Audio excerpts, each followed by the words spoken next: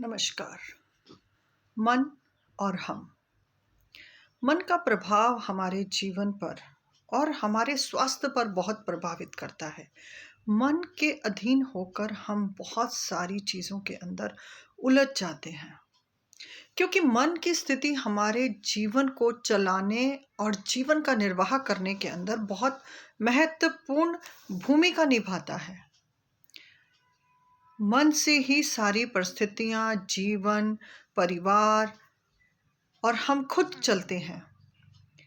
क्या हम उन चीज़ों का शिकार तो नहीं हो रहे जो हमारे मन के लिए दुखदाई हैं? जी हाँ, जो हमारे मन के लिए दुखदाई हैं, जो हमें मन से रोगी कर रही हैं। हमें उन चीज़ों पर बहुत ध्यान देना चाहिए कि जो हमारे मन को रोगी करें, क्योंकि मन अगर रोगी है तो स्वास्थ्य अच्छा हो ही नहीं सकता, क्योंकि मन ही रोग का सबसे बड़ा कारण है। अब हम यहाँ पर देखें तो हम अपने जीवन के अंदर बहुत परिस्थितियों के अंदर सही तरीके से निर्णय लेने में कमज़ोर पड़ जाते हैं, या बहुत बार हमारे जीवन पर दूसरे लोगों का इतना प्रभाव पड़ जाता है कि हमारी आत्मशक्ति कमज़ोर हो जाती है, हम स्वयं कमज़ोर हो जाते हैं, शरीर का मनोबल कम हो जाता है और मानसिक स्थिति तो इतनी कमज़ोर हो जाती है कि हम अपने आप को एक रोगी की तरह अनुभव करने लग जाते हैं।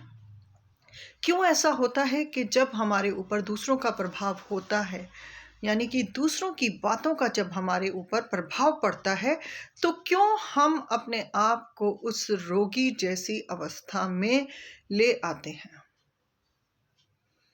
जबकि हम स्वस्थ हैं? परेशानी क्या है कि जो हमारे पास विचार और व्यवहार आ रहा है, वह हमारे शरीर की अवस्था को मन की वजह से परेशान कर रहा है। और जब मन परेशान है तो नेचुरल है कि आप कुछ कर ही नहीं पाएंगे। बहुत बार आपने देखा होगा कि आप अपने लिए जब कुछ करने लगते होंगे या कुछ अच्छा करने लगते होंगे तो बहुत सारे विचार ऐसे आ जाते होंगे जो आपको रोकते होंगे। वो हमारे अपनों के भी हो सकते हैं, हमारे बाहर के भी हो सकते हैं, और हो सकता है कि बहुत ज़्यादा विचार हम खुद ही पैदा कर लें, सफल और असफल होने की वजह से। क्योंकि किसी भी काम करने से पहले ही हम उसके सफल और असफल के बारे में जो विचार कर लेते हैं, सबसे बड़ा वो कारण है कि हम किसी काम को करने के लिए अपने आत्मबल को कमज़ोर करते हैं। आप काम करें, काम के अंदर सफलता या असफलता तब निश्चित होगी कि आपने उस काम को किस प्रकार से किया है। दूसरों की वजह से अपने आप को प्रभावित ना होने दें, दूसरों की वजह से अपने आप को बचाएं उनके विचारों से। शरीर से होने वाले कष्ट जो आपके आंतरिक अंगों को भी प्रभावित करते हैं, हार्ट के अंदर बहुत ज़्यादा इमोशनल फीलिंग देने से, कमज़ोरी देने से हमारा हृदय भी कमज़ोर हो जाता है और हम अपनी भावनाओं पर काबू नहीं कर पाते हैं। हमें देखना है कि हम अपने शरीर को किस तरह से निरोगी रखें कि हमारा शरीर स्वस्थ रहे और जीवन बेहतर रहे। जब हमारे पास बाहर से ऐसे विचार आ रहे हैं, या हम ये कहें कि हम अपनों के ही विचारों से दुखी हैं, बहुत बार हम अपनों के ही विचारों से दुखी होते हैं, उस पल हमें क्या करना चाहिए कि जब हमारे ऊपर हमारे अपनों के विचार प्रभावित हो रहे हैं, तब आपको क्या करना है? सबसे पहला काम, आप अपने आप को उन सभी विचारों की तुलना से बाहर रखें। जो विचार आपको लग रहा है कि वो आ रहे हैं, उनका चयन करें कि हाँ, ये बात सही कही जा रही है आपके कार्य के लिए, या आप जो भी करना चाह रहे हैं, या जो आपका प्रेजेंट का व्यवहार है, क्या वह विचार आपके व्यवहार और विचार की वजह से आपको दिए जा रहे हैं? तो आपको ज़रूर उन पर गौर करना चाहिए, क्योंकि यदि आप उन विचारों पर गौर करेंगे, बाकायदा उन पर परेशान होने की बजाय यदि आप उन पर विचार करेंगे, अगर आपको लगता है कि आप विचारों में उलझ जाते हैं, तो उन विचारों को लिखें। अपने लिखे हुए विचारों के साथ उन विचारों का तालमेल करें। यदि आपको लग रहा है कि आपकी वजह से परिस्थिति बिगड़ रही है, तो उन विचारों को अपनाने में कोई कठिनाई नहीं है कि जिसकी वजह से आपका और आपके परिवार का माहौल बेहतर हो सके। जिद ना करें क्योंकि जिद कई बार काफ़ी चीज़ों के साथ तालमेल बिठाने में हमें दिक्कत देता है। अब दूसरी बात आती है कि अब विचार आ भी रहे हैं, हम उन विचारों के अंदर अपने आप को सक्षम नहीं पा रहे हैं। तो तब हमें क्या करना है? तब हमें ये करना है कि हम फिर से उन विचारों को देखें, समझें और लिखें। लिखने से आपको एक-एक विचार का महत्व और अर्थ पता चलता है। बहुत बार सुनने से तो विचार बड़े कठिन और दुखदाई फ़ील होते हैं, परंतु जब आप उन विचारों को लिख कर एक-एक विचार के ऊपर विचार करते हैं, तो आप उस विचार के अंदर छुपे हुए कारण को ढूँढ लेते हैं और जब विचार का कारण पता चल जाएगा, तो परिस्थिति काफ़ी हद तक ठीक हो जाती है।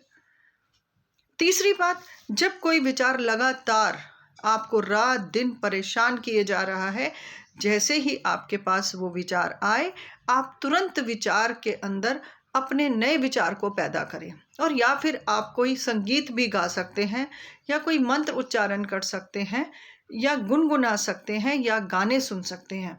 वैसे तो यही होगा कि आप स्वयं से कुछ न कुछ बोलें या उस विचार को रोकने के लिए आप कोई जो आपका मन पसंदीदा काम हो, जिसे आप करने में आपकी रुचि होती हो, उसको तुरंत करने लग जाएं। विचारों को आपको स्वयं रोकना पड़ेगा, परिस्थितियों को आपको स्वयं हैंडल करना पड़ेगा और हर परिस्थिति के साथ आपको स्वयं ही लड़ना है।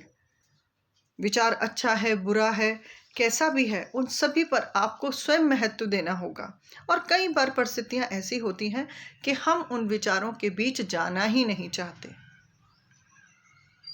बहुत बार ऐसी भी परिस्थिति होती है। तब हमें क्या करना है?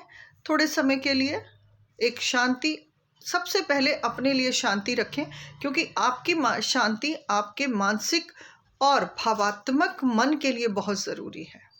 और जब ये दोनों चीज़ें आप अपना तालमेल संयम के साथ बना लेंगे, तो आप काफ़ी परिस्थितियों को अपने आप ठीक कर पाएंगे। ज़रूरी नहीं है कि हम हर परिस्थिति का जवाब दें। कई परिस्थितियों में आप शांत भी रह सकते हैं। चुप रहकर भी हम बहुत सारी चीज़ों को परिस्थितियों पे छोड़ देते हैं, तो भी आप देखेंगे कि आपके बहुत सारी चीज़ें और समस्याएं दूर हो गई हैं। चौथा प्रश्न आता है कि अब चौथा प्रश्न नहीं, चौथा हम सलूशन कह सकते हैं कि जब आपके पास ऐसी परिस्थिति है कि एक विचार या किसी एक का व्यवहार आपके ऊपर बहुत ज़्यादा प्रभावित हो रहा है। सबसे पहले आप जिनकी वजह से आपको परेशानी हो रही है, आप उनके पास जाएं और उनसे बात करें और कारण ढूंढें कि उनका व्यवहार आपके प्रति किस प्रकार से हो रहा है। तब आप देखेंगे कि जब आप उनसे डायरेक्ट बात करेंगे, तो आपको काफ़ी हद तक पता चलेगा कि सामने वाला इस प्रकार से आपके साथ गलत क्यों कर रहा है। पांचवी बात, आप जब अपनी परिस्थितियों को संभाल सकते हैं, तब ये मत करें कि आप उन परिस्थितियों के अंदर हार ना माने, अपने मनोबल को टूटने ना दें, अपनी आत्मशक्ति को बचा के रखें, अपनी आत्म ऊर्जा को बचा के रखें, क्योंकि जब हमारे पास बहुत सारी विकट परिस्थितियां आती हैं, तो हमारे मन की स्थिति बहुत जल्दी प्रभावित होती है। मन संभाल नहीं पाता, बुद्धि काम नहीं करती है और शरीर एक रोगी की तरह व्यवहार करने लग जाता है, क्योंकि सारे रोग मन की वजह से ही पैदा हो रहे हैं। बड़ी से बड़ी बीमारी का कारण भी कहीं ना कहीं हमारे व्यवहार और हमारे मन की स्थिति पर ही ये निर्भर करता है।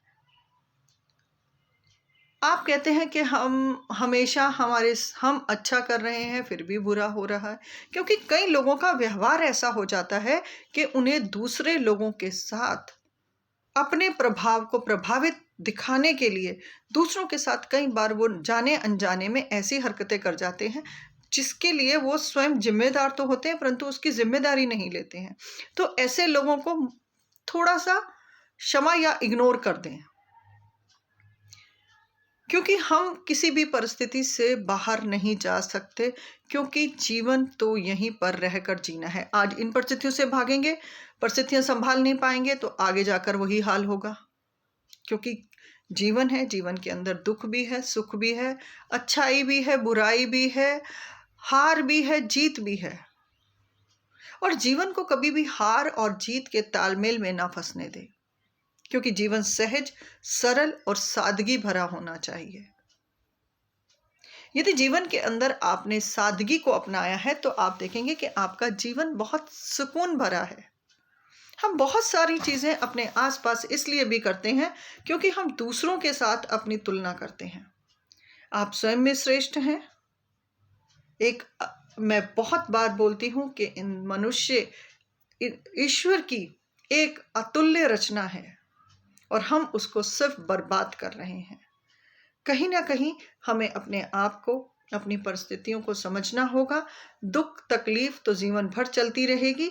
हाँ, हमें स्वयं के ऊपर किसी भी परिस्थिति को प्रभावित नहीं होने देना, क्योंकि मानसिक रोगों का कारण ही आज दूसरों का व्यवहार हो चुका है। जब दूसरे लोग हमारे मन के ऊपर प्रभावित होते हैं तो वह हमें बहुत भयंकर रोगों को, रोगी होने का कारण दे देते हैं। भयंकर रोगों का, मानसिक रोगों के कारण रोगियों से अगर आप मिलेंगे तो आप बहुत बार देखेंगे कि उनके आसपास की परिस्थितियों की वजह से वो बेचारे नहीं कहना चाहिए कि वो लोग उन परिस्थितियों को संभाल ना पाने की वजह से अपने विचारों और मन को रोगी कर लेते हैं। तो इसलिए हमें अपने आसपास एक अच्छा माहौल रखना है और देखना है कि हमारी वजह से किसी को कष्ट ना पहुंचे। और जब हमारी वजह से किसी को कष्ट नहीं पहुंचेगा तो आप देखेंगे कि आप बहुत सारे लोगों को सुकून देने का कारण बन चुके हैं। अपने जीवन को महत्व दें, स्वयं को महत्व दें। दूसरों की बातों से इतना प्रभावित ना हो कि जिससे आपका जीवन कष्टमय हो जाए। और कोई ज़रूरत नहीं होती है कि हम दूसरों की वजह से अपने आप को कष्ट दें, या हम दूसरों की वजह से अपने आप को ऐसी बीमारियों के अधीन छोड़ दें कि हम स्वयं के लिए कुछ कर ही ना पाएं। करना तो हमें अपने लिए भी है ना। इंसान अपने लिए जी नहीं पा रहा क्योंकि वो सिर्फ व्यवहार और परिस्थितियों और विचारों के अधीन इतना हो चुका है कि उसे पता ही नहीं है कि वह क्या करना चाहता है। अपने आप को, अपने आत्मशक्ति को, अपनी प्राण ऊर्जा को बचाने के लिए हमें विचारों पर काबू पाना पड़ेगा। थोड़ा सा व्यवहार बदलें। थोड़े से अपने व्यवहार को बदलने के साथ साथ अपनी आदतों को भी बदलें। कई बार हमारी आदतें भी हमारे रोग का कारण बन जाती हैं। विचारों पर विचार करें, परंतु इतना विचार ना करें कि विचार ही आपके सोचने की शक्ति को खत्म कर दे। कई बार ऐसे विचार आते हैं जो हमारे सही सोचने की शक्ति को खत्म कर देते हैं कि हमारी बुद्धि और मन इतना प्रभावित हो जाता है कि हम सही सोच ही नहीं पाते हैं। फिर चाहे वो उसका कारण विचार हो, लोग हो, परिस्थिति हो या किसी का व्यवहार हो।